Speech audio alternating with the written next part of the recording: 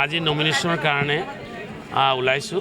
আচলতে নমিনেশ্যনৰ দিনাখন য'ত আমি নমিনেশ্যন দিম ৰিটাৰ্ণিং অফিচাৰে মানা কৰিছে 5 জনৰ ওপৰত যাব মানা কৰিছে, সেইকাৰণে আমি পজিশ্যনটো তেনেকৈ ৰখা নাই। বেছিকেলি মোৰ 2খন ঘৰত বেছিমাৰী ঘৰত এটা দুৱাৰ এটি আয়োজন কৰিছিলোঁ আৰু খাৰপিটীয়া ঘৰত নিমতলিতে দুৱাৰ আয়োজন কৰিছিলোঁ। দুৱাৰত দেখা পাইছে ৰাইজৰ সঁহাৰি কিমান আছে। মই আৰু এইবিলাক কথা নকওঁ। ওপৰৱালা যাতে নমিনেশ্যন মানে যাতে শুদ্ধভাৱে মানে হেৰি কৰে, কামিয়াবী কৰে। আৰু আপোনাৰ এই নিৰ্বাচনত দলগাঁও সমষ্টিৰ উন্নয়নৰ স্বাৰ্থত ৰাইজে ভোট দিব। দলগাঁৱত মই যিখিনি কাম কৰিছোঁ 5 বছৰত আৰু এখন সুৰক্ষিত দলগাঁৱৰ কাৰণে, এখন উন্নয়ন গতিশীল দলগাঁৱৰ কাৰণে ৰাইজে ভোট দিবৰ কাৰণে ৱেইট কৰি আছে।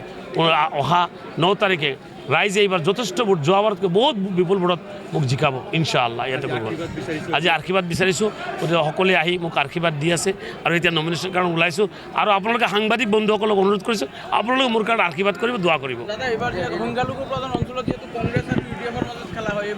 চাওক, কথাটো হৈছে কংগ্ৰেছ আৰু UDFৰ মাজতে খেলা হয়। এইবাৰ দলগাঁও সমষ্টিত আপোনাৰ আগৰে পৰা কংগ্ৰেছ থাকিলেও ইয়াতে কোনো খেলা নহ'লেহেঁতেন।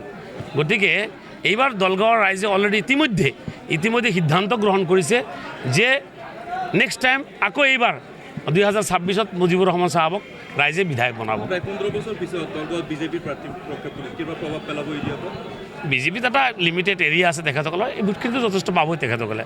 আগতে ভোটখিনি ডিভাইড হৈছিলে, এতিয়া ইউনাইটেডলি বিজেপিৰ ভোট পাই যাব। আজি তেনেকৈ প্ৰচেছন একো নাই। আমাৰ নমিনেশ্যন শেষ হোৱাৰ পিছত মঙলদৈৰ পৰা ওলাই আহি আপোনাৰ মোৰ সমষ্টি য'ৰ পৰা ষ্টাৰ্ট হৈছে খাটনিপাৰা চৰকাৰ চক, তাৰ পৰা আপোনাৰ বেছি নহয় 8,000 মান বাইক ওলাব আৰু আপোনাৰ অলপ 4 চকীয়া থাকিব। গতিকে আমি সকলোকে আহ্বান কৰিছোঁ, বাইকত যোৱা, ৰেলীত যোৱা ব্যক্তিসকলক আহ্বান কৰিছোঁ হেলমেট পৰিধান কৰিব লাগে আৰু যাতে সুশৃংখলাবদ্ধভাৱে যাতে এই আমাৰ ৰেলী কামিয়াব কৰে।